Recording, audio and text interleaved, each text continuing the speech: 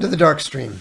Voxday, voxday.blogspot.com, and unauthorized.tv.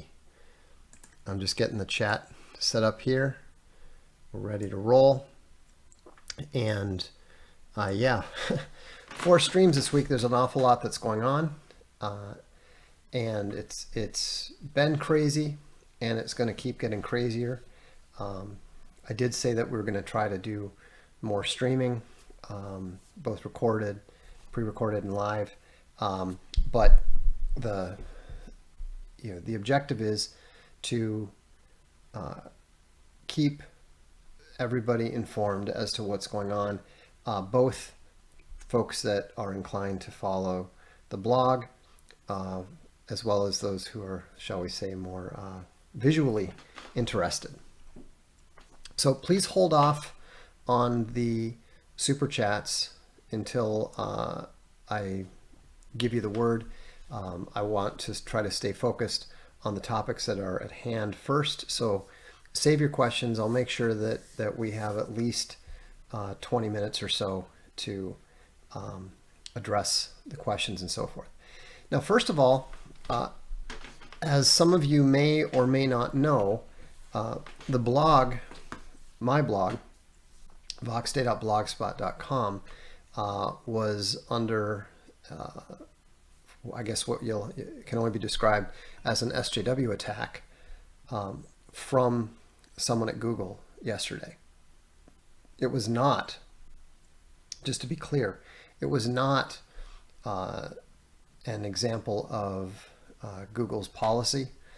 I don't have any reason to believe, and more than a little reason to disbelieve, that the attack was actually sanctioned by any any managers or much less executives. But we now have official proof that the blog is dangerous. So we've even commemorated that with a t-shirt at Crypto Fashion, which you'll probably see on the blog here in a couple weeks. But the important thing is to understand that these attacks are going to keep happening, and they're going to get more common as the country continues to get more polarized. Now, I didn't freak out about it or anything. We actually experienced a similar attack from Amazon. In fact, we were hit by numerous attacks, 9 of them in all, and we knew from talking to managers at Amazon that this was not sanctioned, that this was a rogue employee. But the problem is that when the managers don't deal effectively with it, and at places like Google, at places like Amazon, the management and even the executives are afraid of the SJWs. And so we were attacked 8 times at Amazon. It was a minor attack. They just kept taking the same book out of publication because they were upset about it. And so what they did when they weren't stopped, every time they would take the book down, we would contact the appropriate manager and they would put the book back up. But this failure to control the SJW encouraged them. And so what they did was then came up with an excuse to take down Castalia's entire Amazon account. We had, I don't know how many books, 100 books for sale, and boom, gone. They even sent us an email saying that we wouldn't be paid the royalties that we were owed.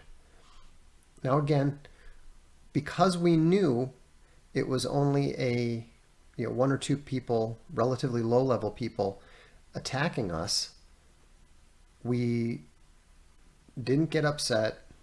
We contacted them. We made it clear that there was a potential legal issue at hand, but we also made it clear that we understood that this was not a policy decision by the executives. And so what happened was that we not only got it completely resolved within 18 hours, but some of their legal team actually made sure to provide us with their personal mobiles so that if it ever happened again, we could get in touch with them right away. Because these guys are very smart, and it's not a fight that they wanted. It wasn't corporate policy. And they didn't make the mistake of immediately lawyering up in order to avoid admitting some wrongdoing. And so that was our experience, I don't know, it was maybe 18 months ago or so. And so fortunately, because of that, that helped us understand how to respond reasonably and not overreact to what happened yesterday with Google. So what happened yesterday with Google? Well, I can show you right here. I think you'll find it very interesting. This is something that everybody saw when they visited the blog yesterday. Actually, I think I forgot what my hotkeys are. All right, well, we'll just do it the old-fashioned way and click on it. This is what everyone saw when they came to the blog. The site ahead contains harmful programs. Attackers on voxday.blogspot.com might attempt to trick you into installing programs that harm your browsing experience. For example, by changing your home page or showing extra ads on sites you visit. Learn more. And then to visit the blog, you had to click on details and then click on I'm willing to risk the danger, and if you went into the details, they actually talked about they talked about the wildly erroneous and totally defamatory non-fact that there were programs and apps that were on the site. Now, I'd like to remind you that this particular site is Blogspot. It's Blogger. It's owned by Google. So they were literally complaining about their own site and how dangerous their own site was. A little irony there for you. Now, obviously, a lot of people were very concerned right away, and they were thinking, oh, this is the first step of deplatforming, blah, blah, blah. Well, we didn't know. We had no idea what had sparked this.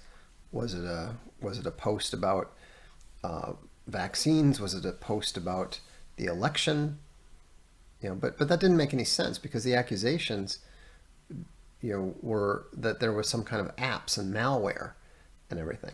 So we started looking into it, and one of the first things that I looked at was this. When you went into the details, it talked about the safe browsing status.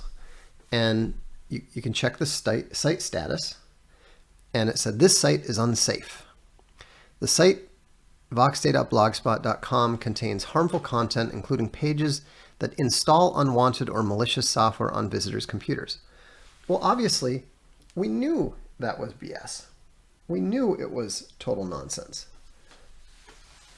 And so it occurred to me, well, Blogger has all of these sites mirrored.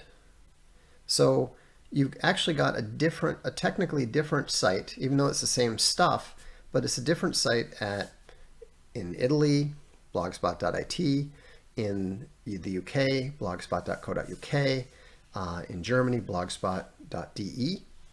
So I thought, well, maybe we should take a look and see what the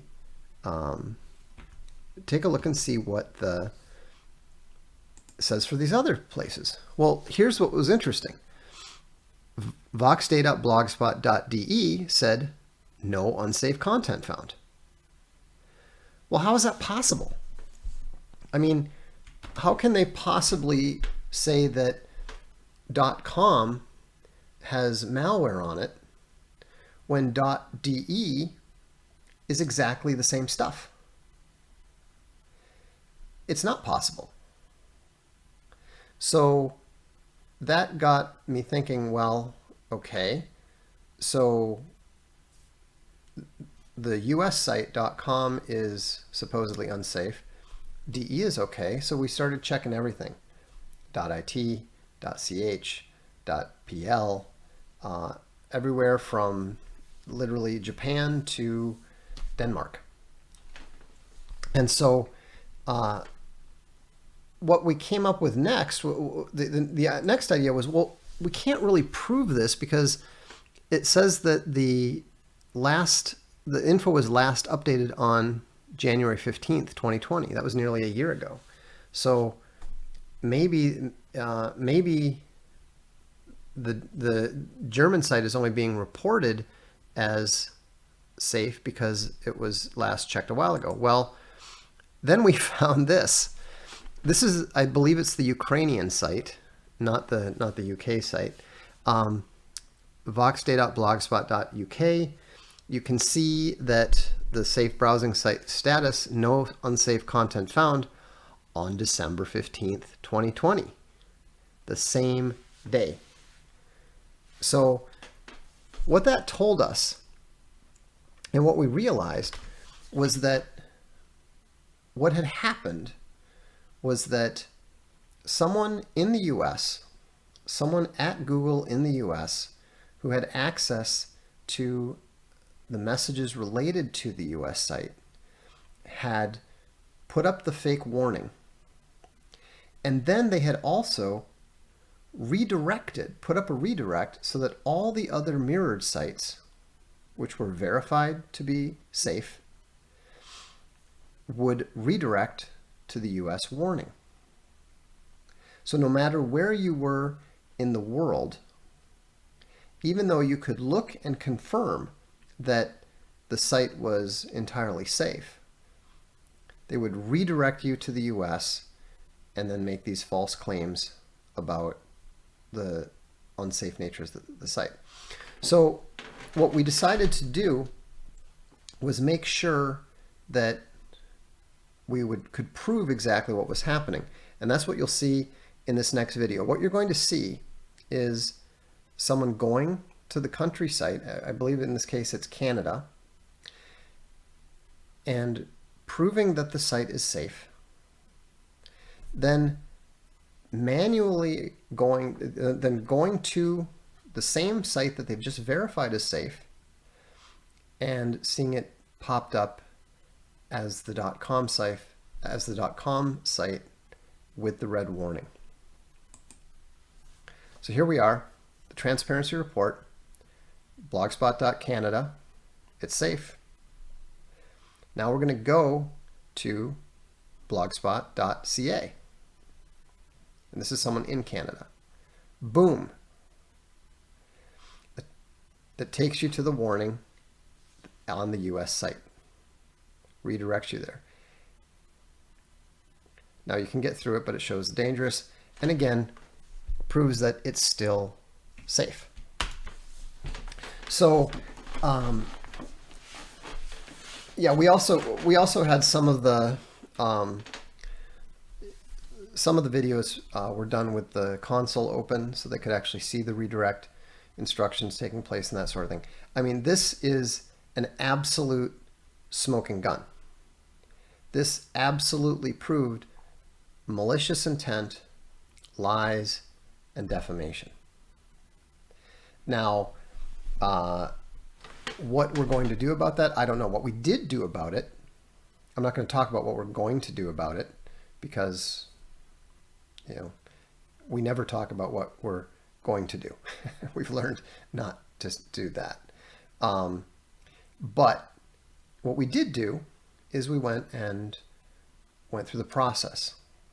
Anytime you're going to hold a tech company responsible, you can't just start running around shrieking about lawyers and that sort of thing. That's what amateurs do. That's what idiots do. That's what people who don't even read the terms of use do. Okay?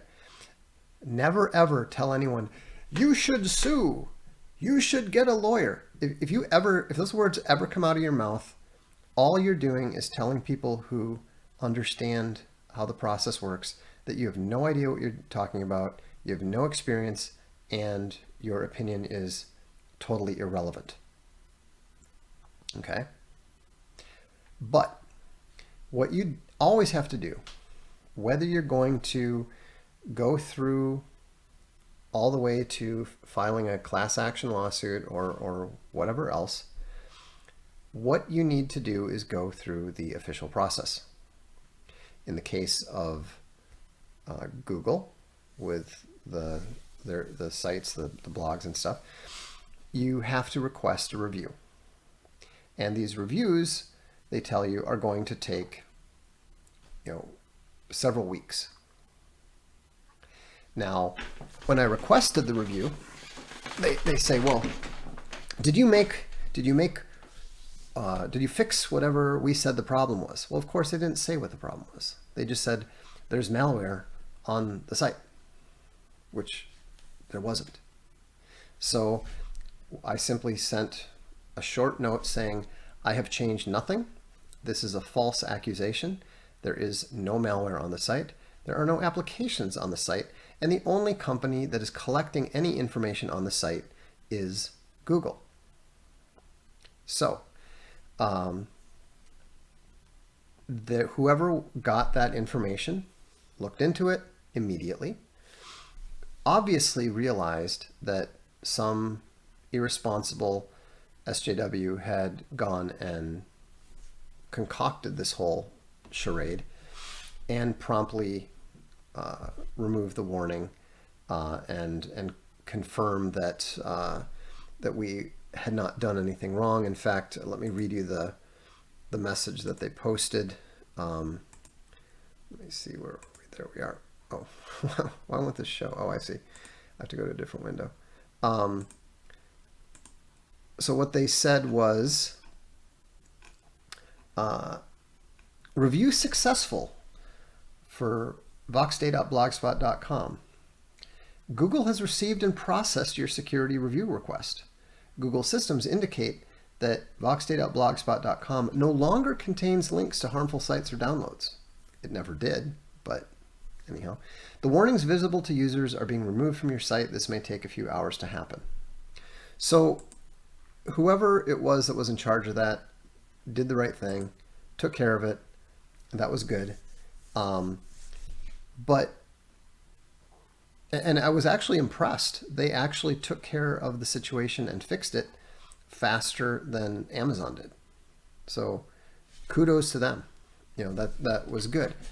But it's important to keep in mind that this can happen to anybody who has a single individual at one of these big tech companies who is upset with you, opposed to you, angry at you, or whatever.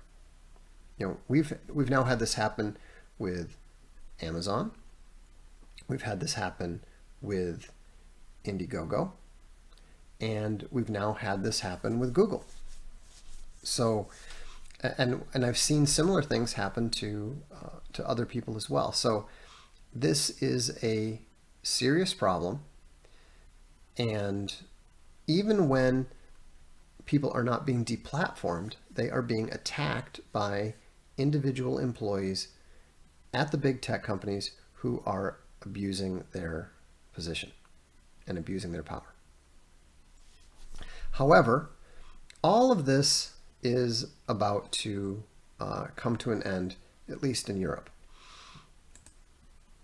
And what we're going to see very soon is going to be a very interesting battle between the European governments and the big tech companies. And the reason is that the big tech companies have been trying to rein them in. They've been trying to force Facebook and Google and Apple and everybody to be a bit more reasonable and be a bit more fair in how they're dealing with people. Now, these are not necessarily good governments. They're not necessarily on our side. But big tech is so out of control that they feel the need to reel them in, even as they try to use them to sometimes impose their own ideologies and stuff. You've seen Angela Merkel trying to work with Facebook in order to silence nationalists in Germany, for example. So we're not talking about a good party of actors who are on the side of the good, the beautiful, and the true, but they are aware of the massive problem that big tech poses, and they are taking serious steps to stop it. And so a lot of people don't realize that Google has already paid something like $9 billion or 9 billion euros in fines in Europe. Some of the other big companies have been fined. They've passed special taxes that only apply to big tech. They have also passed laws like the General Data Protection Regulations and so forth, which so far have proven totally inadequate to keeping them under control. But that's why the next step is coming, and this is really interesting.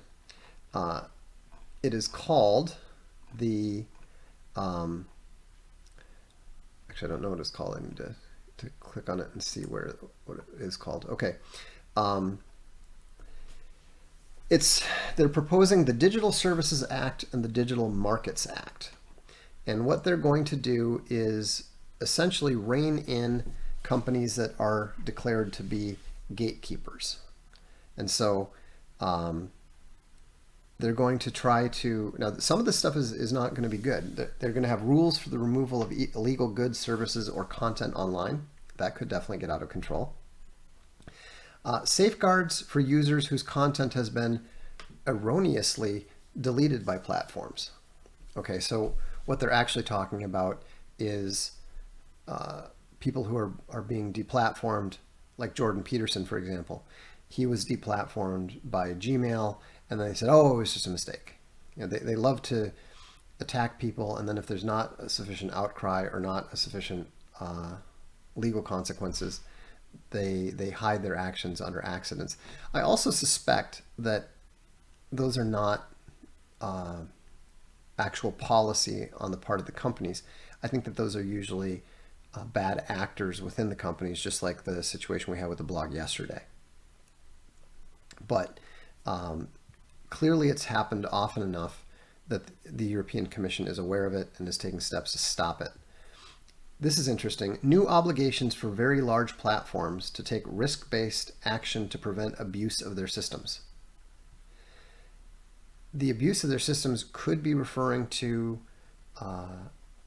parties that the governments want silenced, or it could be referring to the platforms themselves. Quite possibly both. So there could be good and bad in that.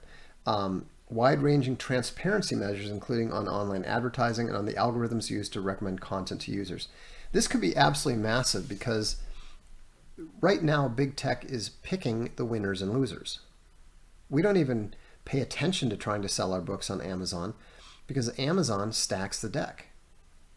Amazon absolutely favors its the authors that it has signed directly to its fake imprints like 47 North and some of the other imprints that it uses. Google does the same, or YouTube does the same thing. As you know, the algorithms are absolutely cranked against this channel. We every live stream we do, we get somewhere between 750 and 1,500 viewers, and yet over a year, only about 1,000 people have subscribed to this channel on YouTube for free. We literally have more paid subscribers. We have a bigger growth in paid subscribers to unauthorized than we have free subscribers on YouTube. That's because the algorithms are cranked against it. The opposite is true of people that are being pushed. The Ben Shapiros, the Jordan Petersons. You can't escape the in YouTube ads for them because they're pushing those gatekeepers on you. New powers to scrutinize how platforms work, including by facilitating access by researchers to key platform data. In other words, they're not going to be allowed to get away with, well, that's just how the algorithm works, and it just works that way, and it's all totally fair. Trust us. Well, no, they're not going to trust them anymore. New rules on traceability of business users in online marketplaces to help track down sellers of illegal goods or services. That's reasonable enough. And an innovative cooperation process among public authorities to ensure effective enforcement across a single market. In other words, they're not going to be able to play the game of, well, we might have misbehaved in Germany, but we haven't done anything wrong here in the Netherlands, so you shouldn't act like we've ever done anything wrong. So it says platforms that reach more than 10% of the EU's population, which means 45 million, if you've got more than 45 million users, are considered systemic in nature and are subject not only to specific obligations to control their own risks, but also to a new oversight structure. This new accountability framework will be comprised of a board of national digital services coordinators with special powers for the Commission and supervising very large platforms, including the ability to sanction them directly. In other words, Facebook, Google, Apple, we're sick of your BS.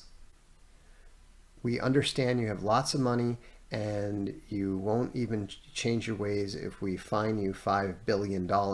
So we're going to make sure that we hit you so hard it hurts.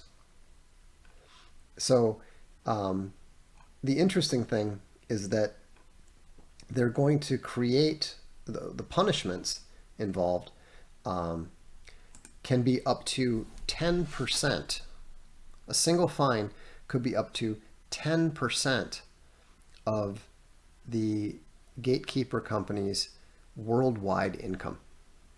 So they are going to behave or else.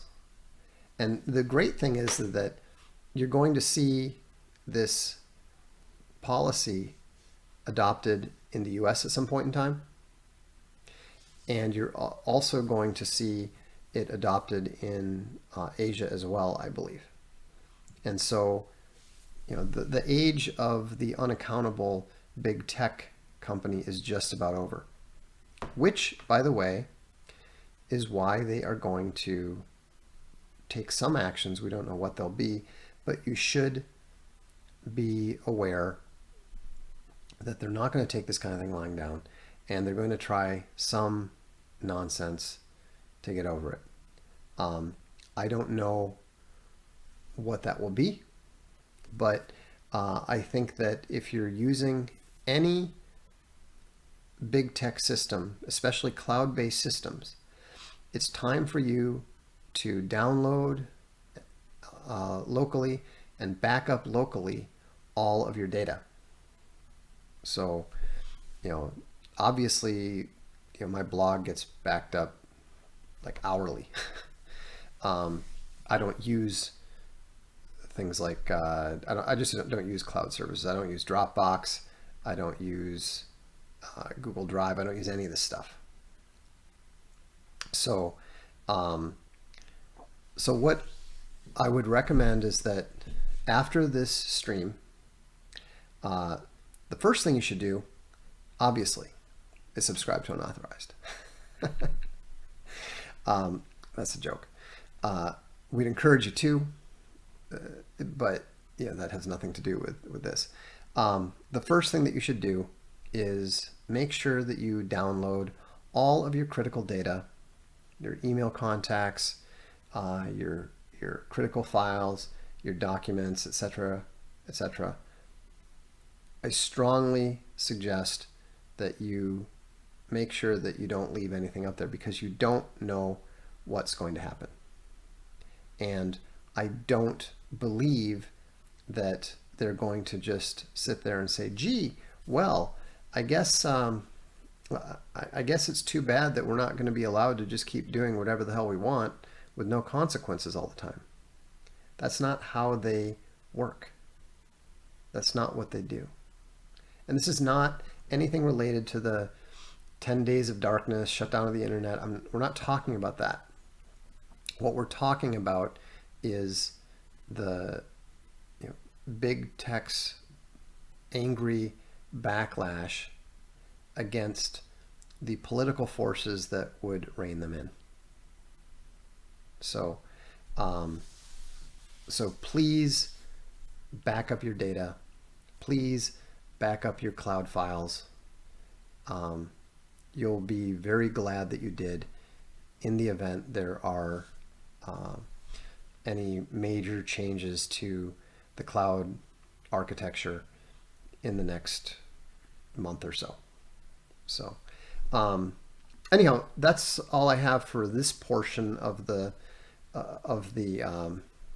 stream. Let's go ahead and fire away with your super chats and questions now, if you like. First of all, Christopher McCullough says, "Merry Christmas to the world's most dangerous game developer." Thank you. Merry Christmas to you too.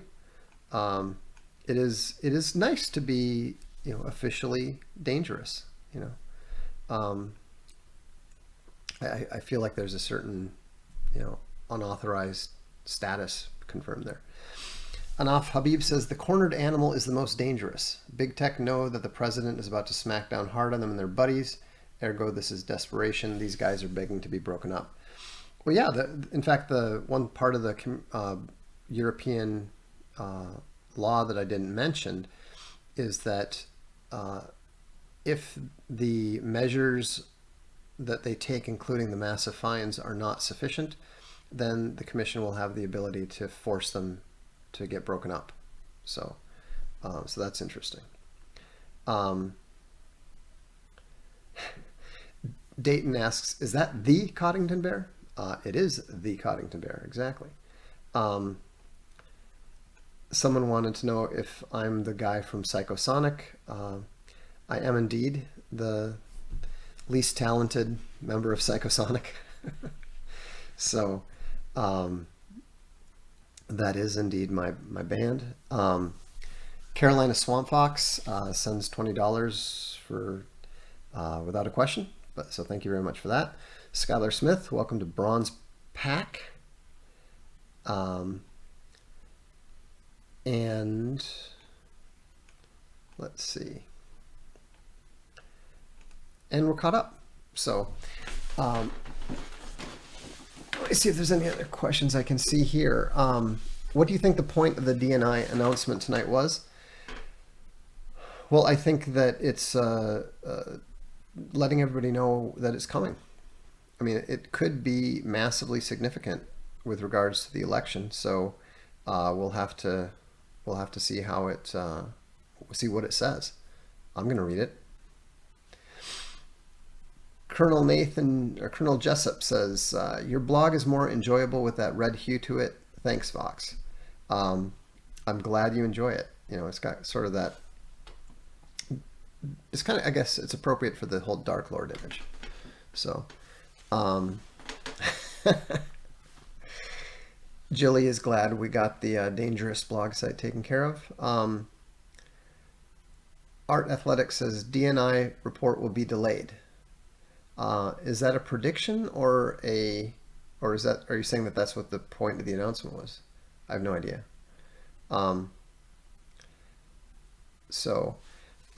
Well, my understanding is that it has to be turned in within 45 days. Announced. Oh, it's been announced that it will be delayed. Okay. But delayed beyond the 45 days or delayed beyond when they had originally said it was going to come in? When can we expect the ebook versions of the Junior Classics? Sometime after Christmas. Oh, by the way, I do have something to show you, which I'm extremely stoked about. This is direct from the bindery. And we have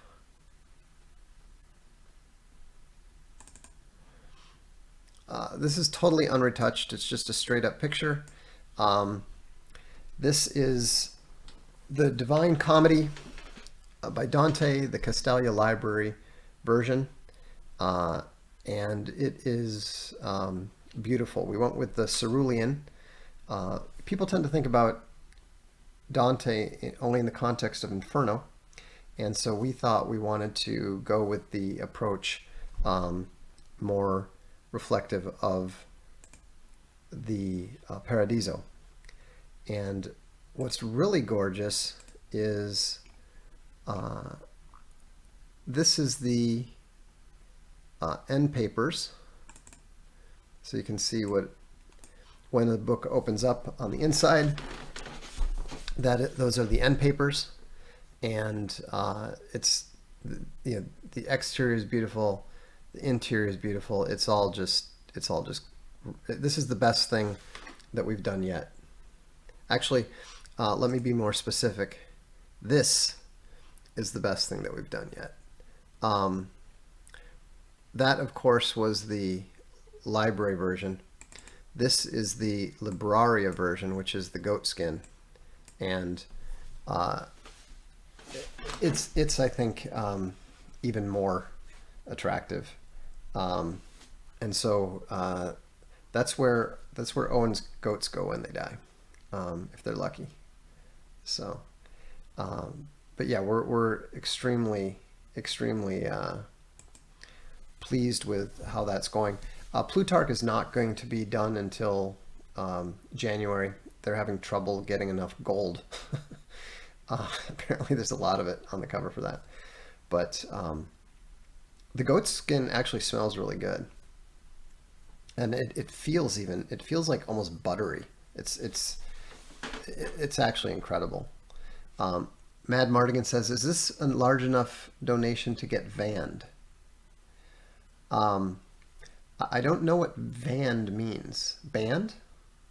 Are you looking to get banned, or is vanned? You'll have to explain that. You don't need to. Don't send another super chat. Just explain it in the chat. I think a reprint of Amorous Fiammetta by Boccaccio would be great. Oh, well, we're definitely doing Decameron, no question.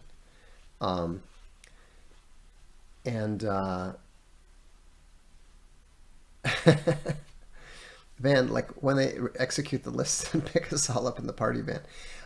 Yeah, I would say that that would definitely get you on the list. Clovis says, send some fiat for a friend. Please keep going. Oh, we will. We absolutely will. Is it true that H.P. Lovecraft's books are being phased out? By whom? I mean, H.P. Lovecraft is definitely being canceled by the SJWs in science fiction, but who cares what they say, do, or think? His books are public domain. They'll continue to be popular for many years to come. Any thoughts on printing Father Pesch on economics? None whatsoever. We are going to be publishing Steve Keen, both his Debunking Economics as well as his magnum opus, which we've signed to publish. Castelli House will be publishing Steve Keen's authoritative and ultimate work on economics whenever he happens to finish it. What are your thoughts on Cthulhu? After Donald Trump, he would be my favorite presidential candidate. So, oh, I see. Diesel fueled van. Well, I wouldn't worry about the vans. I'm certain that the vast majority of folks who read the blog and listen to this stream are sufficiently well defended against such things. John Rampton says, Merry Christmas and congratulations on your new dangerous title. I really do appreciate that. I don't like to step on Milo's toes, of course, but hey, it's been conveyed. Actually, rather like the whole Dark Lord title, it's not something I assigned to myself or requested, but it was just bestowed upon me. So I can only humbly accept. Hats off to Vox Day and also the great Coddington Bear. Cheers, once verified as Shukar Bear. Thanks, Shukar Bear. Good to see you.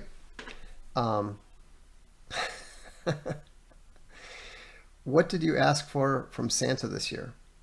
Actually, I asked for a leather-bound book. Easton Press has a signed edition of Neuromancer, and I was interested in that. And I also asked for ASL Starter Kit number 4. I'm pretty sure I won't get that. Are there any translations you'd recommend for Aristotle's Rhetoric? Yes, we will be publishing it. In fact, that's going to be book 9 in the Castalia Library. I don't remember the gentleman's name, but it's not the one that Penguin uses. Machiavelli's History of Florence. Why not just read Machiavelli directly? No, I don't have a particular. I've never compared the translations. I read whatever translation was on. For English, I read whatever translation happened to be on Gutenberg, and then I also read it in Italian, that and Discourses. So Plato or Aristotle? It's not even close. I'm absolutely an Aristotelian, 100%. I disregard Plato extremely, and my opinion of Socrates is even lower. So I'm a fan of early Gibson. I'm a fan of late Gibson. I'm just a fan of Gibson, period. You know, he's one of the best writers of his generation. There's no question.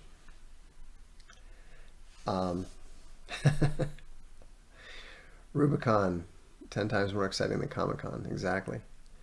So, all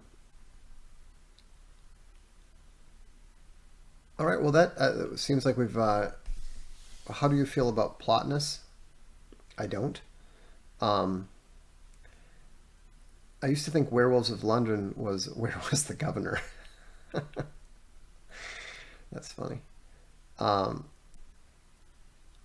Academic Agents panel show highly praised Vox Day's continuing election analysis insights. Well, that's very kind of them. It's always nice to know that people value your opinion. Thoughts on CCP's Air Force training in Canada? It's part of the whole unrestricted warfare process. You know, if you want to peel away let me back up. The Chinese are very respectful of the way that the U.S. uses its multi-state, multi-party approach to build support for its wars inside the U.S. itself, as well as allowing it to give them the moral high ground. And so what I suspect is that the Chinese military training with other militaries is primarily about China attempting to peel away that support from the U.S. military. Rousseau or Locke? Well, definitely Locke, but mostly because I'm highly anti-Rousseau. Aquinas versus Aristotle. No, that's a tough one.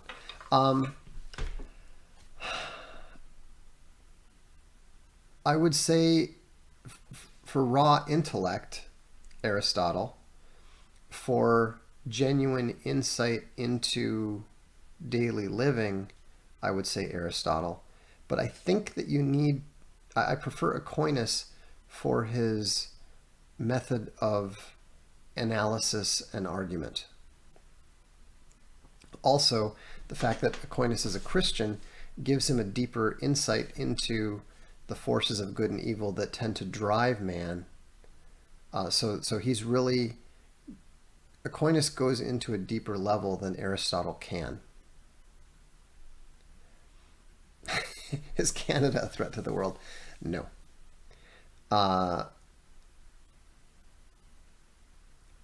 Let's see. Python versus Blackadder. Definitely Python. Jefferson versus Hamilton. Jefferson. Do you think it would be possible to convince most people that Trump was the legitimate winner of the election? Yes. And if so, how? I was talking to a very good friend of mine, a very smart friend of mine, and he finds, he has a very strong normalcy bias. And so I think that what's necessary to convince him is he's got to see the logs of the voting machines. If they can show what the votes actually were versus what the votes were transformed and adjudicated to be on a large scale, people will believe it. It's difficult for people, right now, those of us who are sufficiently aware and intelligent understand that the sampling that we've seen already proves the issue beyond any reasonable doubt. But we're not talking about beyond reasonable doubt here. We're talking about getting people rhetorically past their emotional attachment to the status quo. Clovis said, if you were to add another rule to your 10 rules from the end of Jordanetics for being less of a reactive gamma rhetorical thinker, what would it be? I have no idea because I don't remember what my 10 rules are. It's always a bad idea to ask an author about things that he's written because we tend to think a lot more about what we're writing now than stuff that we did in the past. But I will address this. I will read my 10 rules and I will address this on the blog at some point in the next couple weeks. Thoughts on Cyberpunk 2077? None. Are Irish people as good looking as the rumors say? Well, I actually tend to be partial to Irish girls. They don't tend to have particularly long legs. That's kind of the one downside of the Irish, I would guess. But they do tend. I wouldn't put them at the top. I wouldn't put them up with the Norwegians or anything. But I would put them in the top 10 of peoples when it comes to generally being attractive. What's in the oak barrel? A Spanish wine called Tempranillo. What's your go-to book on leadership? I don't have one. What 3 books would you bring with you if you got stuck on a desert island for the rest of your days? I can't even possibly address that.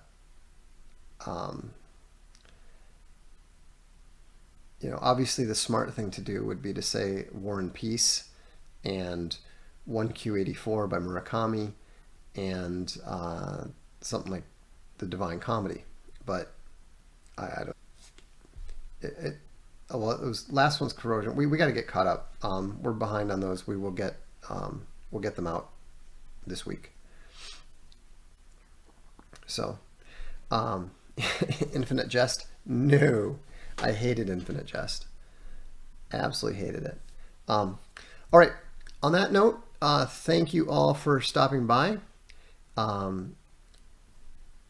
Swing by Unauthorized when you get a chance. We've got pushing 1,800 hours of video up there, and this will be up on Unauthorized by tomorrow. So have a good evening. I'm Vox Day. This is the Darkstream. And once more, I forgot to click in the right window.